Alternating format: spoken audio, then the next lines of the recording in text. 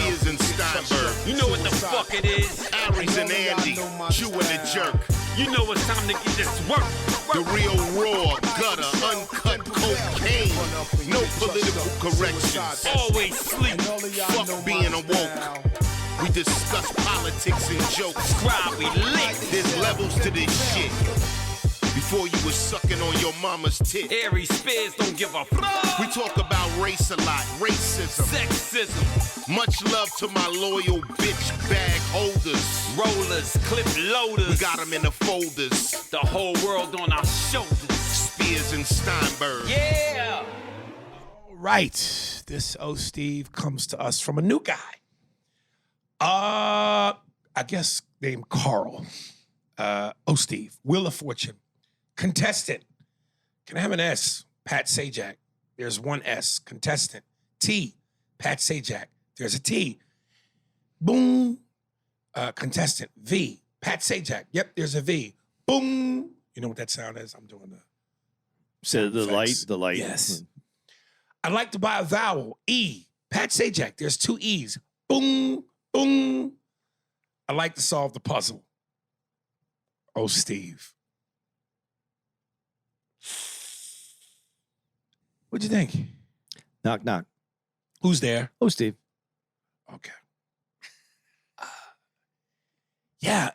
Okay, dude. I want to listen. You know, creativity is It's to be respected. It's not easy. no. I mean, I understood what he was going for, but it was the same as knock, knock. Who's there? At the end of the day, you know, and Steve is coming. Yeah. But even if you know it's coming, there's a way to do it where you don't know it's coming, if that makes sense. So you saw that coming from the very beginning. Yeah. But hey, man, at least you tried, brother. And trying is half the battle. G.I. Joe. All right, dude. I'm going to get to these two that I want to get to desperately. This first one, pinch me in the motherfucking gooch, nigga. Talking about you? Yes.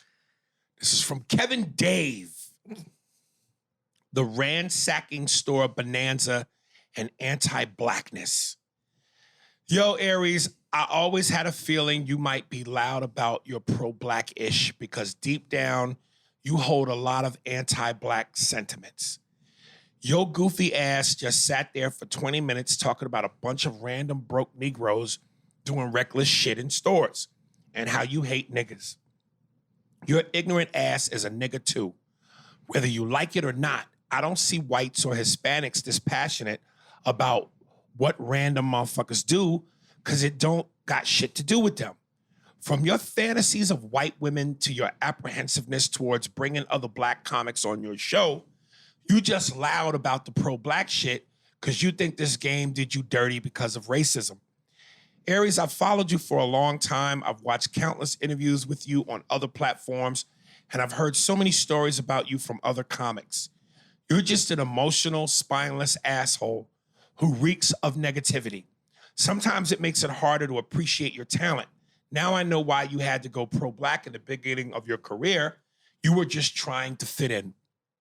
I need you to know you're in this position of your career because of nobody else but you.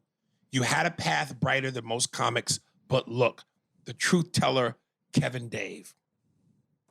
Give me a second.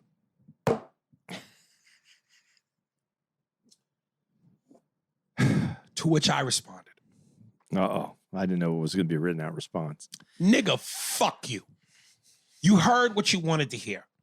If you really paid attention, you would have pointed out how I praise black women in regards to Afeni Shakur on the Tupac doc, or how I praise black women on Brother Rizza Islam's podcast, Intellectual Extremists, or how I have had both black queens Kyla Lacey and Erica Lachey on the pod because I value their opinions as black women, or how Godfrey came to my defense in regards to what I actually said as to why I only work with specific black comics and not just any black comics, to whom I've worked with Gerard Guillory, the brother out of Atlanta, for 2 years. I love my people to death and have given us our flowers in abundance. But I also point out the bullshit and won't support the tomfoolery that makes us look bad. It's amazing how some of you ignorant niggas that want me to co-sign stupid shit. Like we can't be held accountable. And as far as the white women go, that's just comedic fodder. Now, I'll fuck a bad bitch regardless of color, like any man would. But it's no coincidence that my 2 baby mothers, who I have children with, is a black woman and a Puerto Rican woman. Fuck out of here, bitch-ass nigga, with that dumb shit. And this is where I take my hat off to Andy and the guy who wrote in and said, people take what Andy say sometimes and just goes with what they thought they heard versus what he actually said. I just want to stop you. It's not what they actually heard. It's what they felt. There you go. Emotional. Yeah. Because again, I worked with Gerard before I worked with Andy, the white guy. I worked with Gerard before I worked with Neri, the Nicaraguan guy. Gerard was my guy. And again, Godfrey, if you saw that podcast with him and what's my man's name? Forget the nigga that looks like a black pirate. The big bald nigga that was friends with Patrice. Anyway, they defended me and saying, yes, I don't want to just work with any black comic for specific reasons. And again, I have earned that right. As a veteran who's been in this game for 30 plus years, I have earned that right. I don't have to answer to nobody. I'm the main event. The fuck I look like answering to a bunch of undercards. They're on my show, my ticket. I'm the goddamn boss. I'm Colonel Jessup. Understand? And for you to go, oh, you faking pro-black. Are you fucking kidding me, dude? If you really listen to this podcast, I stick up for my people so much so that I know there are white people who have accused me of being racist. But to sit here and act like we can't hold black people accountable is insane. Hence Chris Rock's joke, I love black people, I hate niggas. Niggas need to be held accountable too. And again, what is it that you want me to co-sign? Ignorance? You want me to co-sign ignorance? I'm not doing that. I'm not co-signing niggas who grammatically speak incorrectly and who articulate incorrectly. You want me to co-sign that? What part of intelligence is that? Truth teller? That's the truth, cocksucker. Fuck out of here. I'm supposed to co-sign niggas speaking grammatically incorrect?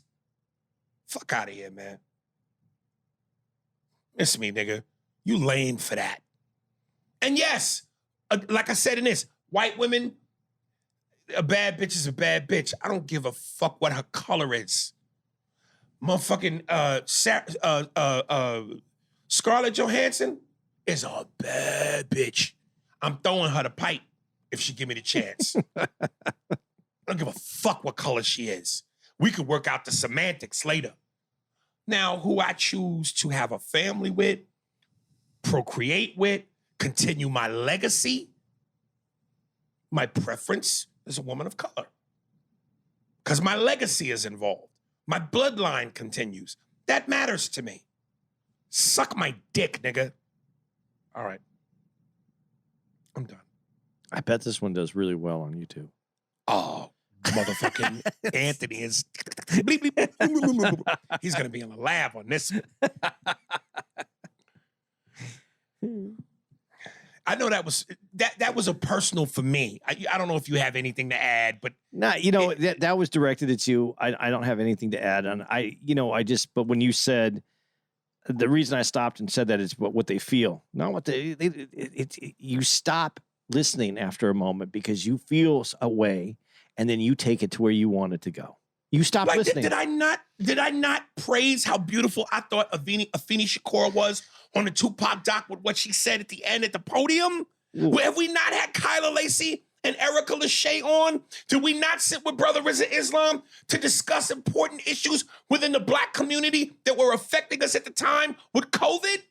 How more pro-black can you get? Well, because what he said, though, see, there's a part in there where I saw where he felt something and then went his own way. when you were saying that, you were referencing the Chris Rock joke, is what the whole point of what you said in that last episode was where you referenced the Chris Rock joke and say why it was genius and why you understood it and why that is meaningful to you, even though you don't think Chris Rock is the funniest guy, but you understood why his comedy's genius. That was part of what that's about. And he took that to mean something completely different, that you didn't respect these guys because it wasn't because, you know what? And to be honest, and I shouldn't get into this because this isn't my lane, but I'll say this. What you said was on that podcast, the reason that those also upset you is because those guys that do things stupidly, foolishly, give other black people a bad name. How is that not pro-black? The goofy shit that people do is a reflection on the group, and that you would rather not have that be the reflection of the group. How is that? And I know you don't have to bow to the will of what other groups think of black folks, but when you see something goofy that black folks are doing that it reflects poorly on you, that's not about bowing to the will. That's about, hey, get your shit together and not make us all look like some goofy motherfuckers. Whether you want to avoid it or not, or separate from it or not, the truth remains. There is a stigma and a stereotype and a cloud that hangs over us as a community in terms of how we are perceived. Now, I know this will feed into, again, black people going, well, who cares what white people think? Okay, no, it's not about necessarily that, but it is. But it's not about what white people. When you say it's not that, about what white people think, but goddamn, why perpetuate that? Why do you want that to be the reference that people go to? Listen, and he said something that I will comment on because I forgot that he said this. He says Hispanics don't do it. Mexicans do it, man. Yeah, yes, they do. And we learned that from watching the Golden Boy doc. So, you got to get out of here with this because every group does this. Every group does it. They don't like being shown. They don't like being shown in the worst light. That's all it is. As much as I was in denial about that, watching the Golden Boy doc and hearing Andy say it, I get it. Again, Dave Chappelle. You know how I know something? Because white people tell me at cocktail party. I made so much money and I was so successful. I heard the rich whites talk about the poor whites, white trash. So, like all groups do it. All groups do it. Now, I think there's more emphasis on us. But you're on Front Street, so of course there is. But that being said, if that's the truth, then why wouldn't you be against that being done that way? Why wouldn't you want people to represent in a better way?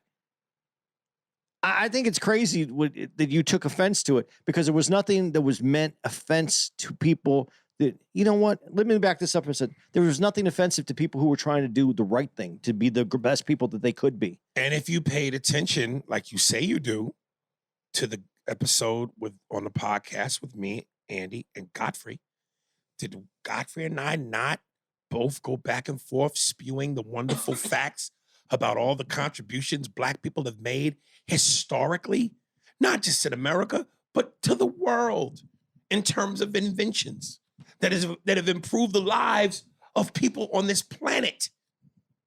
So where are you getting that I am I'm just shucking and jiving and I'm anti-black when I've done things by having Godfrey on, Kyla, Rizza Islam, Erica Lachey. And again, if I was disrespectful to black women in the way that you think Shamar Emery would be on board? You think Cece would be on board? You think our girl A.B. would be on board? All the black women, our girl B would be on board? All the black women that support me and this podcast, if I was shitting on them, why would they have not jumped ship? I think what we're missing, honestly, and this has nothing to do with black or white. Idiot. This has to do with our humanity. We just got to call people out that do fucked up shit.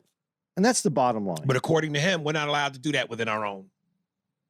I think we can't do that. We can't hold ourselves accountable. I think that you have to more so on your own group That's the people that have to actually police the group. And I know the word policing is probably the best word, but they have to police the group because it's up to whatever group you're in is to call. If your brother is doing something wrong, and I don't mean it as I meant it as brother. My brother, brother. no, Yeah. my Right, brother right, is right. doing something wrong. I owe it to my family to stop him from doing something wrong.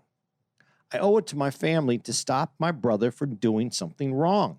If I can help him and prevent him from making a mistake, I owe that to my family. How is a group, if we're supposed to be a family, don't you owe that to your same brother? Am I my brother's keeper? If you're your brother's keeper, that's your job. That's your due diligence. Fucking Vince Morris. Like, come on, dude. That's why it's funny when people say, I'm telling you, and I don't know, this is such a small thing in hindsight. Because I get the bigger picture when you and I agree to disagree on how people should listen to the podcast.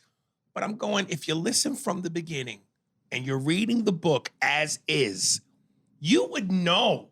You'd have the ammo to know. We're going to have Vince Morris, Erica. I don't know. No. But I'm just saying he doesn't have it's not about it having the. He made a decision emotionally on how he was going to feel about it. Right, but if he listened out of context and all he took was from what he heard at that moment, not knowing the history is Godfrey, Rizza Islam, Vince Morris, Erica Lachey, Kayla Lacey, all our black female listeners and supporters, there's no way your argument sticks. I think though that no matter what he would have heard before, and I'm not saying I know him. I don't. What I'm saying is I believe that was an emotional reaction to something that he heard. That's a bitch move. You and Brandon from the UK should be in the same minivan.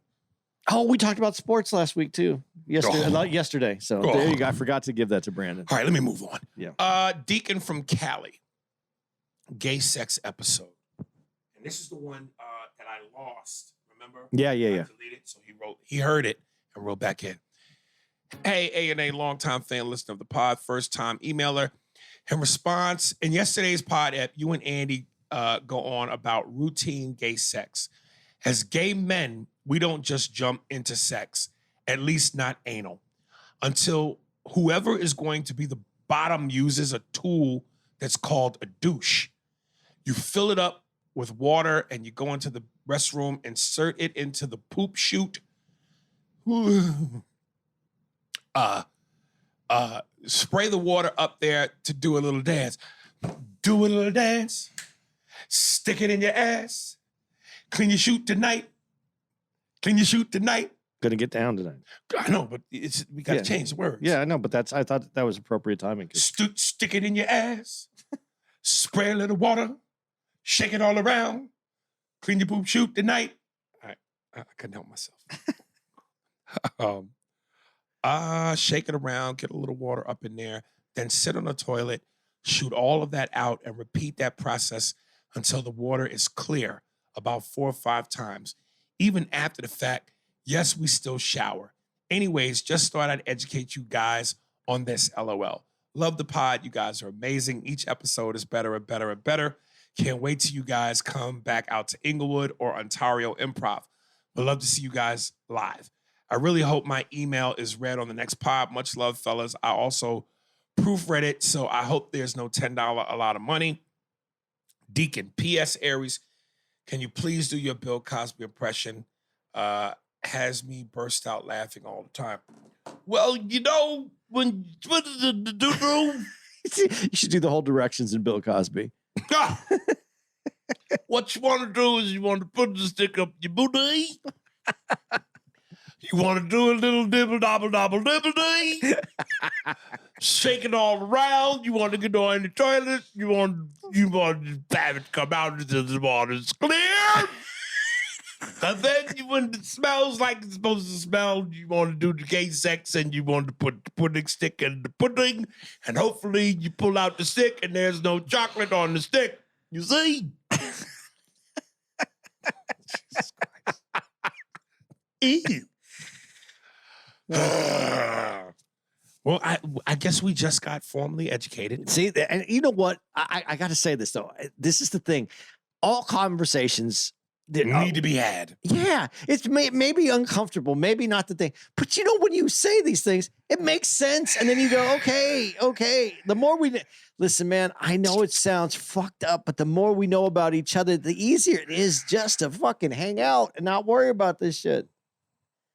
I would have the conversation all the time. So, in other words, educational conversation is important.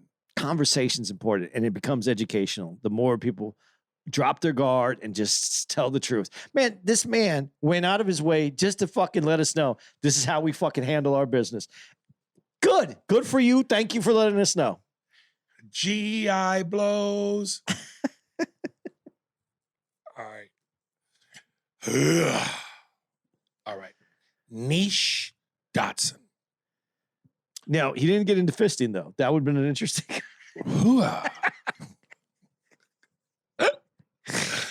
Dude, I always wondered. I just got to get. All right. You ever go to the adult toy stores? Oh, okay, yeah. Yeah, the adult toy stores. Yes. Okay, I get it. You go in there. Sometimes the biggest dildos are the black dildos. Okay, I get it. Representational. You know, give the dicks its due. That's the color that they came in. Just put them up on the wall that way. But why do all the fists have to be black too? A white guy doesn't have the same size fist. It's the struggle, brother. The black power struggle, brother. Now, I mean, right on. I didn't think about it from that perspective. You know what I Thank mean? you. The hair pick with the fist in the back. I had that conversation. Gay men pick out their afro on one end and shove that fist up their ass on the other. All right. Niche Dot. A few stinkers. Speaking of which, this is Niche from Charlotte. Poncho might need his song revoked. White knighting a little too hard. He might be retarded. Much love, peace. He was white knighting? Was he white knighting? I don't know. What does white knighting mean? Like taken up? I thought it was taken up for whites. Oh, is it? I don't know. That's what I thought it was. I could be wrong. But I understand why his song could be taken away. Why? You know, because he came in a little rough on that last episode, right? Yeah, and so we pushed back. But I think we gave him enough of a pushback to he's still. I mean, he's still good. He ain't like this cocksucker that was talking that shit. Yeah. So, Larry Rainey, racism. Hi, Jew and Jerk. Andy, I understood when you're saying there are other factors in Hollywood other than race. You're saying why Hollywood don't put money in the minority arts, films, and TV because they're so supportive, not profitable. You're right. There's not Asians. There's not. Asians don't participate in the arts because there's no representation. So they pick education. Hispanics as well, but they have representation. That's why they have 5-6 TV channels. They have their own TV shows, big or small. They have representation from within. For black folk, we did that. We had our own shirt, but Whitey got upset, burned. Oh, you meant to say shit. We had our own shit, but Whitey got upset and burned our shit, took our land. So yes, everything in America is race related. That's why it's a racist institute. I can't make money off you. You're not welcome in Hollywood. Thanks. Okay, let's break that down really quick here. Oh shit. First of all, Aries is going to disagree with me on this, but you got to stop making Hollywood like this. The center for what is America and race, and that this is the great equalizer. Education is the great equalizer, guys. Education and developing your community with educated people and moving forward, that's the great equalizer. So if the fight is for anything, it should be a fight for school, education, college. But do you think that's still true right now? Yes, I do. I still do. Because if it wasn't true, and it's changing because there's more colleges, more education. Yes, so more people can get through school, but the upper levels, those great levels of accomplishment are being rewarded still. And we, there's when he says that about Hollywood, okay, I'll go along with some of the stuff he said about Hollywood, but black representation in Hollywood is at a high level. If you're 13%, I just want to get this. It's the highest level of all the other minorities. If you want to break it down and look at how much black representation is on television and movies right now, and it's 13% of the actual population, and then the percentage of it that is in movies, and it hasn't been this way. So I'm not trying to say it wasn't due, it wasn't here. I'm not trying to say I'm just saying the representation is very high. So for someone to come in and say the way that he said it, and Whitey wasn't happy, and they took it. You're right. You're there and plus right now. But you didn't say that. You just said it's been there and taken. Sometimes you got to take a look at what's happening right now, because right now it is different, and rightfully so. I'm not saying that there's an issue, and I get as we look back at it. Who was I'm forgetting names, and I'm going to be upset about it. L.A. Law. Who was the black dude on L.A. Law? Blair Underwood. Okay, one black dude on L.A. Law at that time, and he talks about how they never developed his character the same way. I don't know why Hollywood, television, media thinks. I don't know how they think this way. I just want to give you a for example, though, in this. They didn't develop Blair Underwood's character. They didn't let you know who he was. Jerry Seinfeld, when they put that on the Seinfeld show on, the criticism of it was that it was too New York, which is code word for too Jewish. It was too Jewish. I don't know why they think that America doesn't realize that there's not just this one homogenized America, and that people are interested in other people because we walk through the world with everybody. And I don't know why this has been this long in coming. Now, when we get to Asians, I feel bad for Asians that want to be in Hollywood, and they do get overlooked because it is such a small amount of the population. It's less than 6%. And the drive is to be in other things, not just because it's not represented. It's because there's a lot of it has to do with cultural and parents and how close the families are and what they want their kids to do. That's a big deal. You could be successful in Hollywood, and the parents can still be disappointed in that community. When we talk about Hispanics, you just said, and I'm going to go specifically Mexicans, though, but when you said that about them and they're represented and they have they have it because the base is in Mexico, which is connected to the United States. A lot of these things are filmed because of Mexican television, not because of American television. So know what you're crossing over to when you compare.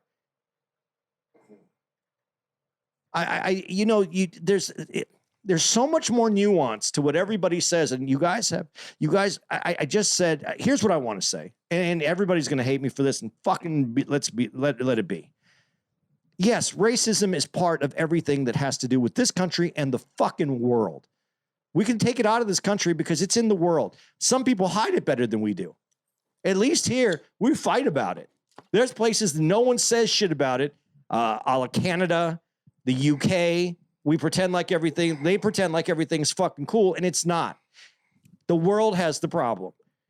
We fight about it here, which means that we want to do something about the fucking problem. Okay, that's number one. Two, when something isn't right, the easiest way to throw the racist blanket on it, and you're done. You're covered. But that's not the answer. You have to find out what the reasons behind everything else is. We already know that racism is a part of it.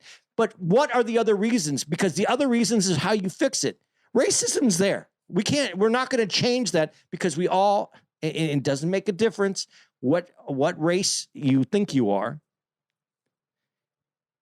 There's a preconceived notion to every tribe, every group, every one of us that are in this country. We all have it. We all have it.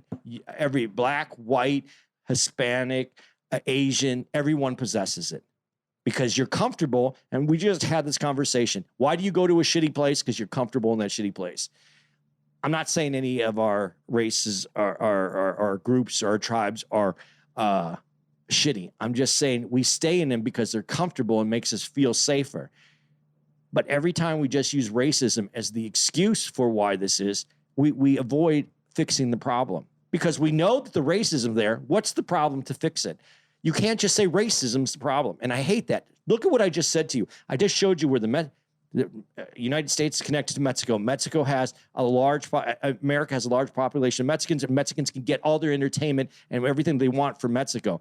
So that isn't even a part of the conversation, and you made it part of the conversation. We know that Asian culture is different than every other culture. It's different than the other cultures, and they're not as impressed by someone who gets famous and makes money off TV. That isn't as big of a deal in that culture. I'm sorry, but it's not. There's other reasons. So let's look at the reasons, and then you can make the changes. But racism is, I'm not denying it's there.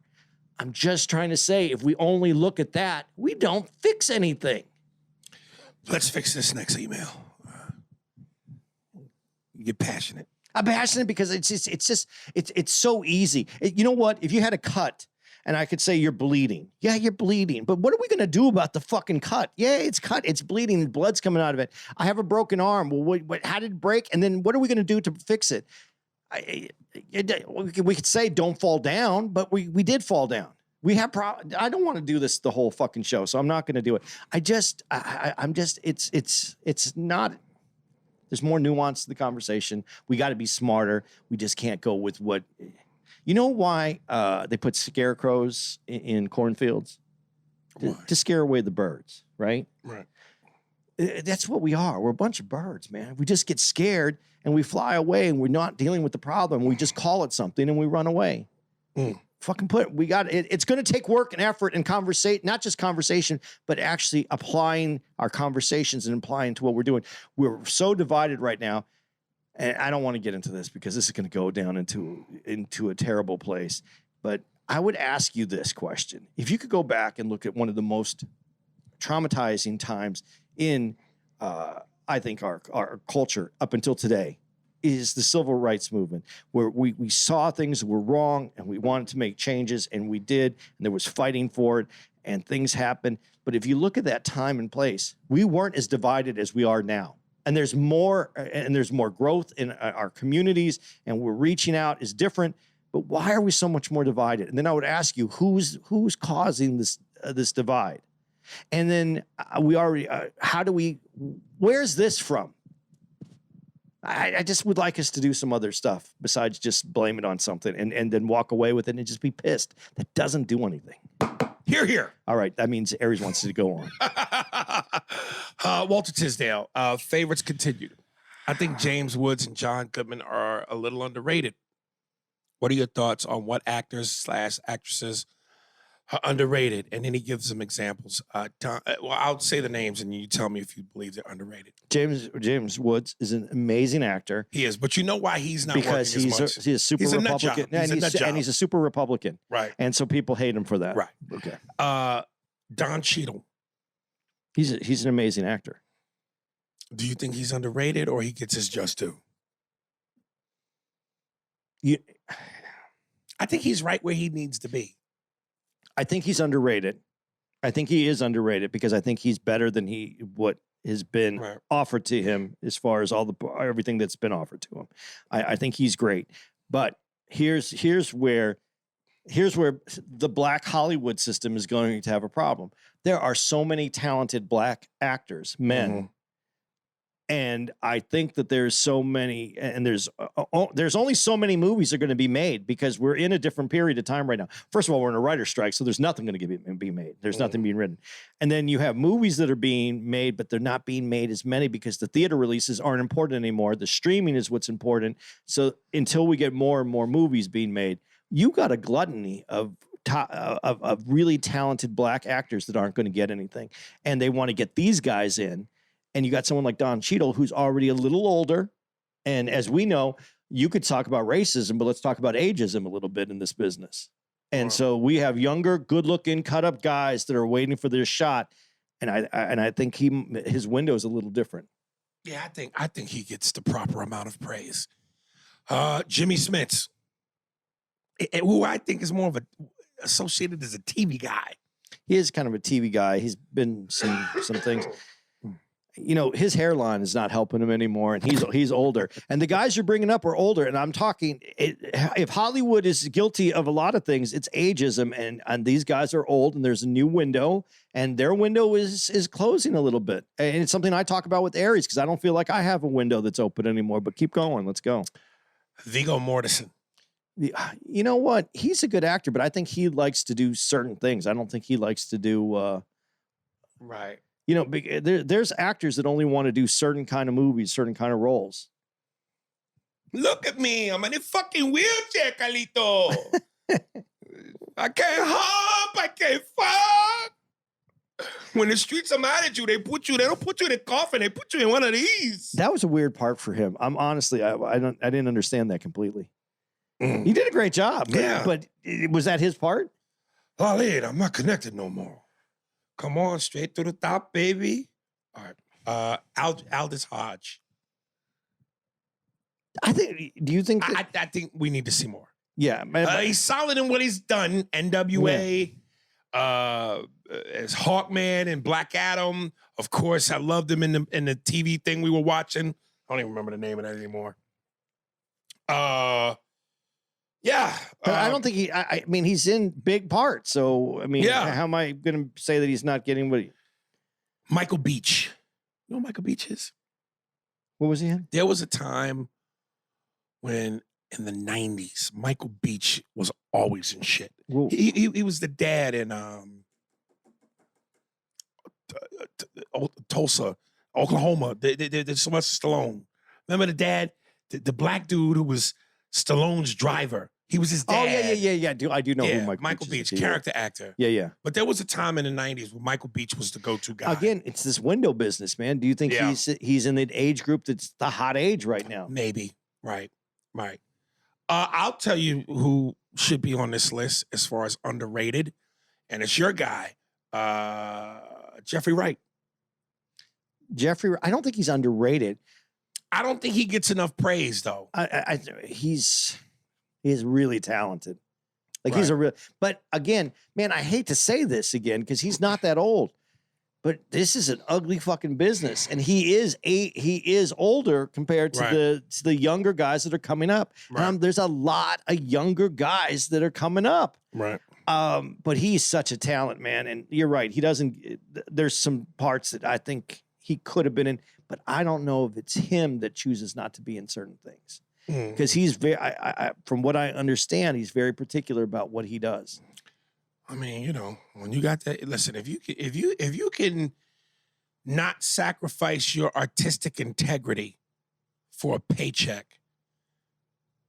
Who's the My Left Foot guy? My Left Foot, Gangs of New York, the white dude. Oh, Daniel Day-Lewis? Yeah. Dude, he doesn't do.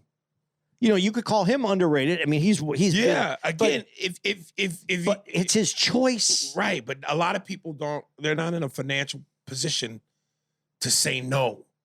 So if you're in a financial position where you can say no, that's okay. Let's talk about Hollywood just for a second, though. If you made a few $1 million off of movies, which isn't, if you're in movies, it isn't the roughest thing to do. To make a few $1 million.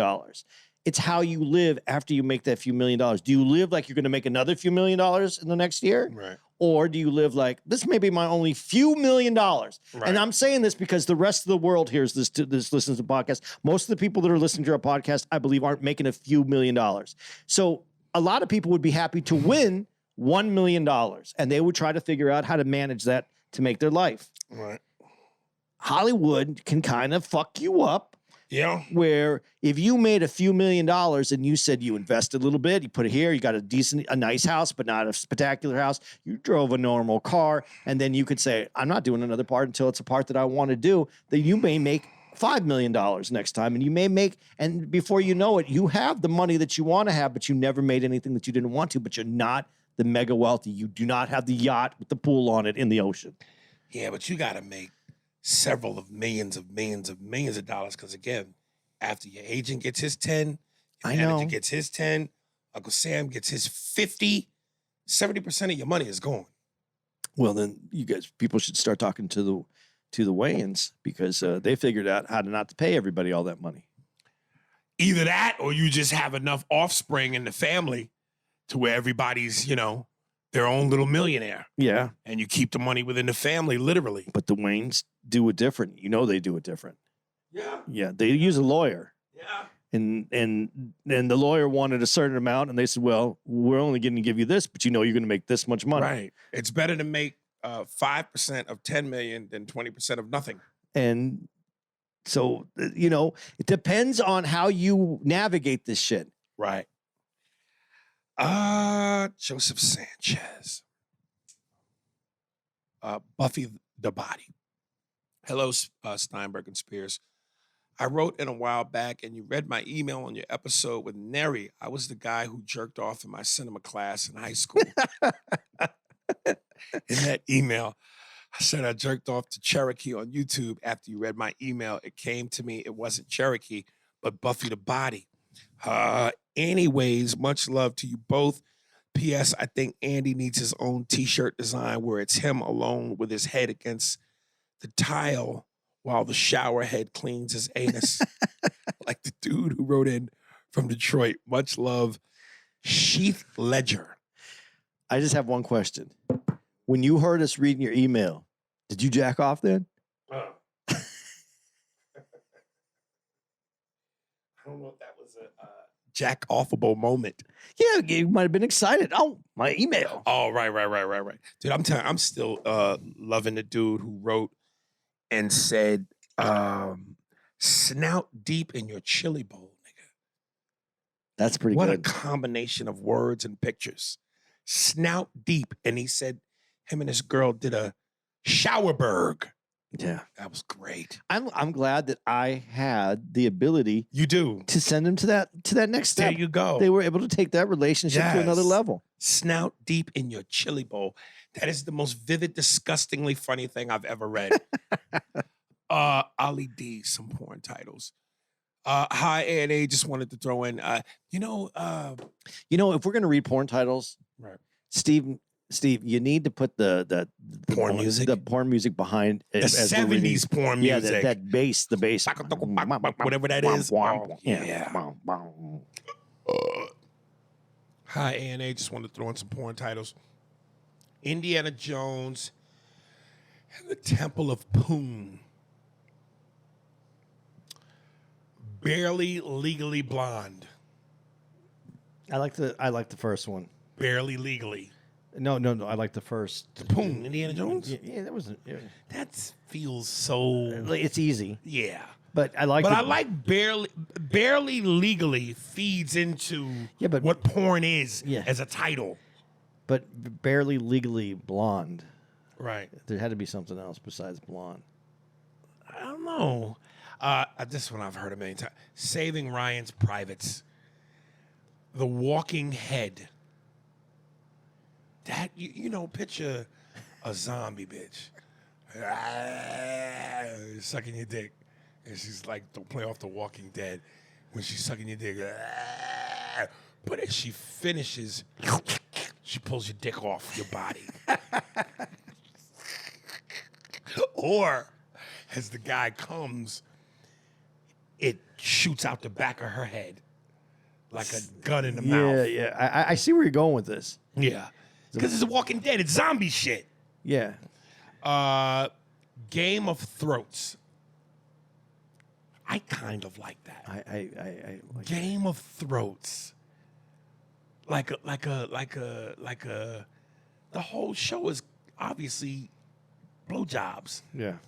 But it's the tie-in to what the... Okay. I love this one.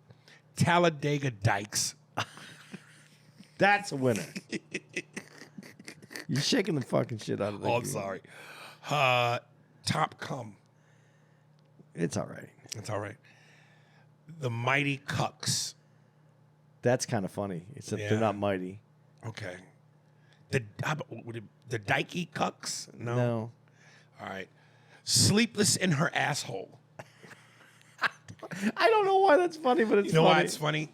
Because I've had a couple drunk nights where I fucked a bitch in the anus and I fell asleep In it? in it. Okay. Sleepless in her asshole. A ghost bust in her. That I kind of like. Ghostbuster, but a ghost bust in her. And I think you could use the whole Whoopi Goldberg ghost movie to do that. With Patrick Swayze? Swayze. Right. You could combine those two to make this movie. Starring Demi Moore and I don't know what the play is on Patrick Swayze. Patrick Sprays he. Sorry, some of these have already been mentioned on the pod. That was pretty good, Ollie D.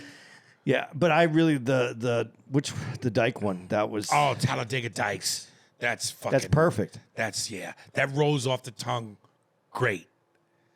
Ghost bust in her is funny. Very funny. I like Walking Head.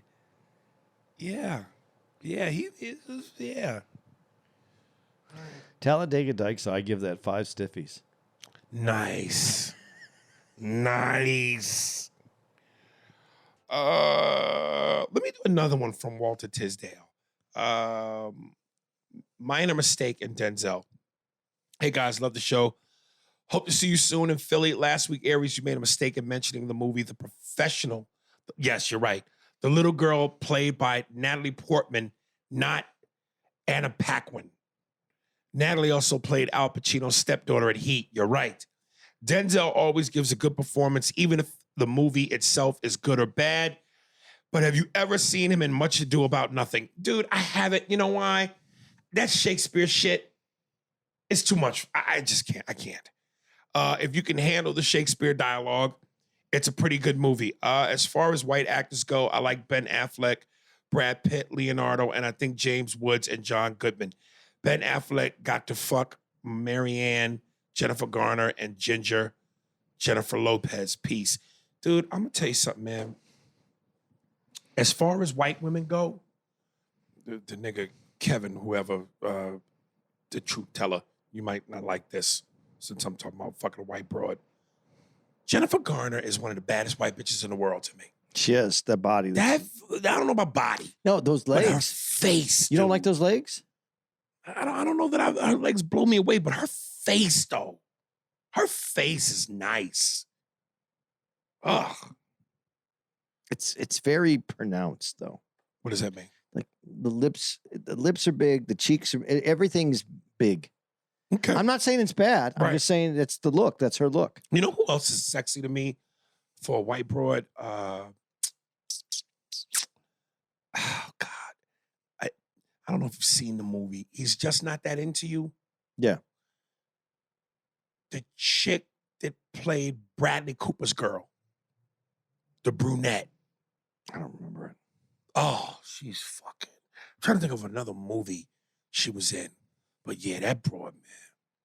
I'm telling you, like, somewhere where white women lack body, because, you know, again, the asses be flat, don't be hippie and curvy. Jessica Biel. But the face, nigga. The face. Oh. There's plenty of, never mind. What? I don't want. No. No, there's just plenty of women out there. You just gotta. Oh, no. You know, like I said, Jennifer Aniston's got great legs. Great fucking legs. Again, Horrible Bosses. Oh, she's old. No, I mean, I'm not trying to say she's old, but she's older in that. Right. She's not in her 20-somethings that was in Friends. She's right. Well, she looks good. I mean, you know, again, in Horrible Bosses, Jennifer Aniston, get my dick thick, nigga. My dick grow thick. My dick look like Peter Dinklage, nigga. So it speaks in an English accent? I don't know about that, but it'd be as big as Peter Dinklage, nigga. Gaslow Cool. No recitals, just porn titles. Hey, what's up, folks? I was listening to episode 491 while I was dropping a deuce. Then all of a sudden, just a little bit outside, these porn titles came to me. Luckily, I had a lot of ass snacks and ass snacks. I carefully jotted down the following titles. When Harry Ate Sally. That's not bad. Okay, that's not bad. Star Whores. See, I think there's a lot like that one, though. Right. The Empire Strokes Back. I think there's Same better. thing. Yeah, and I think there's better out there than that. Return of the Jizz Eye. That's on point. The Jizz Eye. That almost sounds like it's in a rap song. The final Jizz Eye? Yeah, the Jizz Eye. That would be. They would be like Wu-Tang. Yeah, I was going to say, old dirty bastard. I was such a fucking old dirty. Turn of the Jizz Eye. I can't do a fucking. Final Ejaculation. What's that a play off of? What movie? The Final Destination. Okay.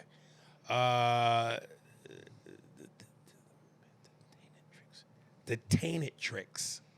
I'm trying to say Matrix? Maybe. The Tainted Tricks. Yeah, there was just too much work in that one. Jurassic Cock. See, is it a black dude dressed as a dinosaur with a big dick?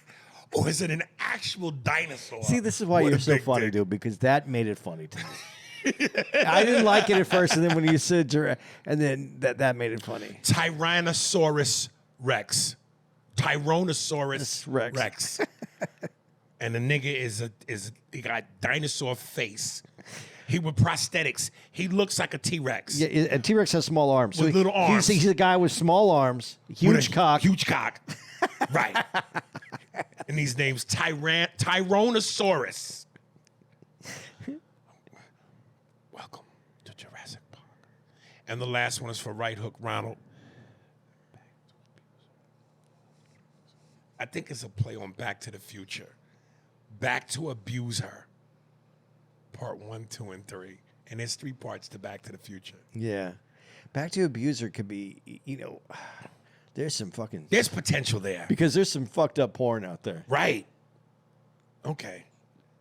Well, you know what? Back to Abuser... You know what? If you say it fast enough, it rolls off the tongue properly. Yeah, but you know what would be good? You know how all the Back to the Futures have the secondary title? Did it? Back to the Future, the something something. I don't think it did. I thought they did. No. Yeah, no. they did. It was just Back to the Future, Back to the Future 2, Back to the Future 3. They didn't have no... I know what you're saying, like Indiana Jones. Back to the Future. The Temple of Doom, Raiders of the Lost Ark. No, you're right. You're right. Yeah, they no, didn't have it. no, it didn't have it. I thought they did. I thought there was something when they went back to the Old West. They had it. No, they didn't. No. Dude, that would have made it better if they did. Right.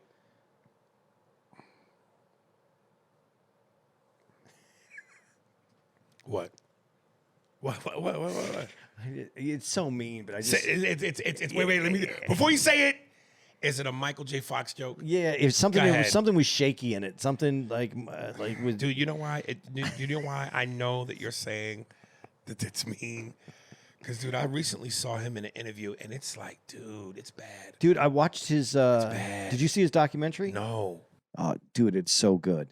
Yeah, I'm gonna stay away from this joke. No, it's so good. And you know what? And But I know you. I know. No, but you know what? Why I almost didn't mind it. Right. He's so aware and not. He doesn't feel sorry for himself. Right. And so that if there was a joke that was funny, it would be worth. It wouldn't be. Yeah, of course it's mean, but Right. he would be like, oh yeah, but it's funny. Yeah. Do you know what I mean? Yeah. I just. Dude, At 48 years old, karma fucks with me a little bit. You gotta watch this doc. All right. It's fucking unbelievable. Hey, doc. Hey, buddy. It stays away from just about his movie. It's about him. Right. So it's good. It's worth seeing. The doctor from we call Doc in the movies. Yeah. If it Doc was Brown. Doc Brown. If it was a porn, he would sound like that. He's getting his dick sucked.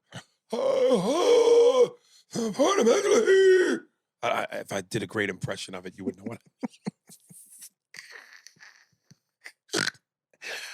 I mean. Max Da Vinci, resident dreadhead.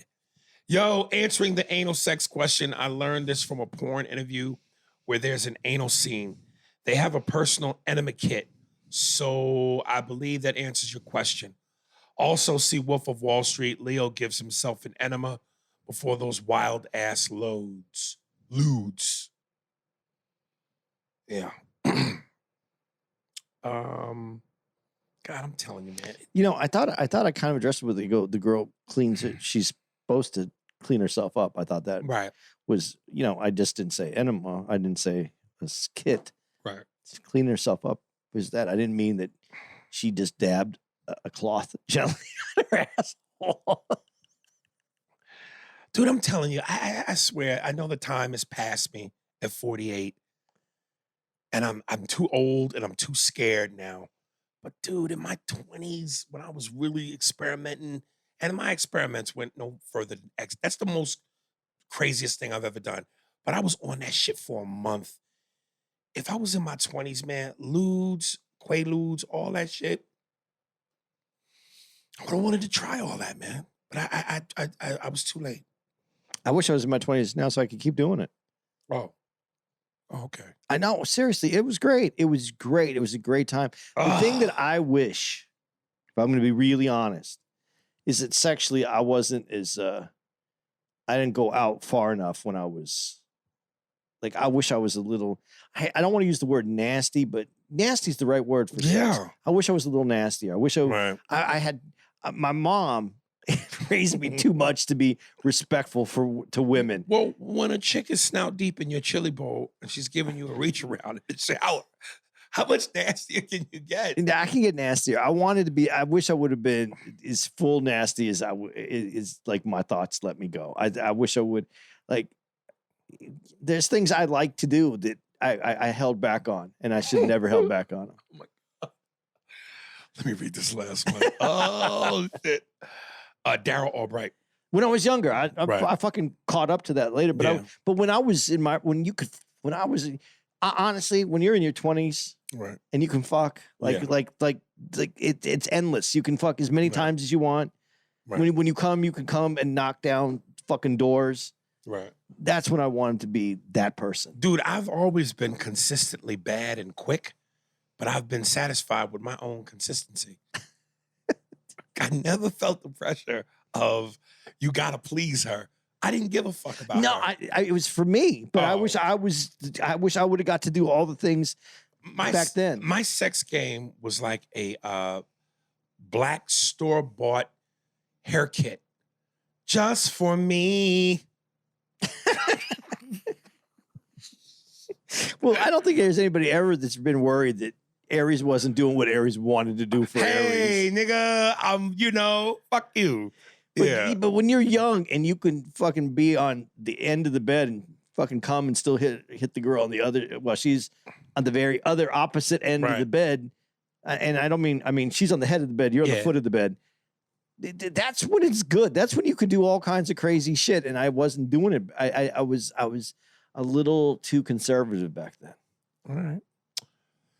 Daryl Albright, a comedian's comedian. What up, double A, double S? Yo, you two dudes are funny as hell. I saw your live show last night at the Improv in Raleigh, Cary, North Carolina, and it was fucking fantastic.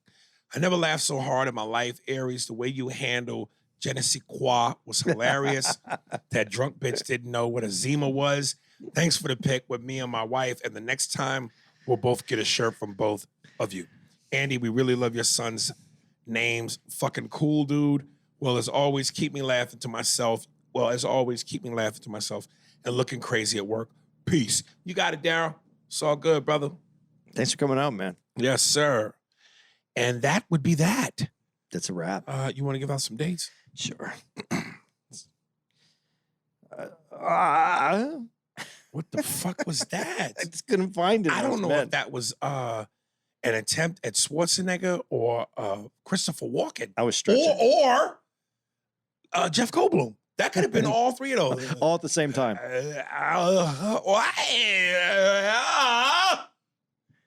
That was who's the dude that's always in your usually comes out of you when you're doing Louis. Yeah, that would have been Louis's dream right there. All those guys coming out of him at the same time.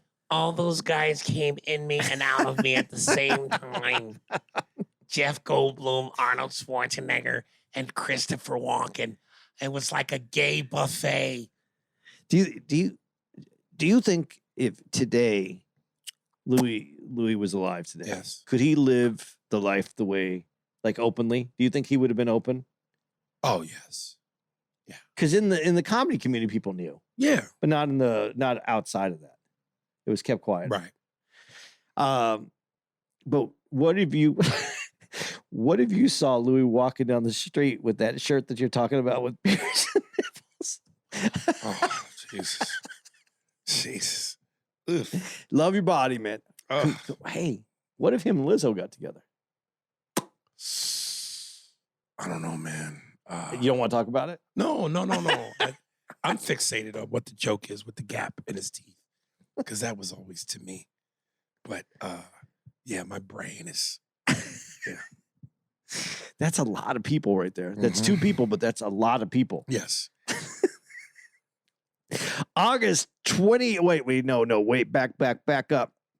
August 24th to the 27th, Tommy T's in Pleasanton, California. August 31st to September 3rd, we're going to be at the Helium in Philadelphia. September 7th through the 10th, we're going to be at the Stress Factory in Bridgeport, Connecticut, with September 15th through the 17th at Louisville Comedy Club in Louisville, Kentucky. Yes. September 29th through the 30th, we're going to be Aries is going to be at the Improv in Kansas City, Missouri. Stop it. October 6th through the 7th, Hartford Funny Bone in Manchester, Connecticut. And October 13th to the 15th, Improv in Orlando, Florida. And October, let's finish it out. October 19th to the 22nd, we're going to be at the Chicago Improv in Schaumburg. And October 26th and 29th, back in Milwaukee Improv in Brookfield, Wisconsin. There it is. I don't know if this is going to pan out right, but GK David promo video. The link is linkt.r. Oh shit. linktr.ee/GK David 2. I guess this is a promo video. Steve, see what you can do with this. If something, yes. If nothing, at least we tried. I guess that's it, right? That's the show.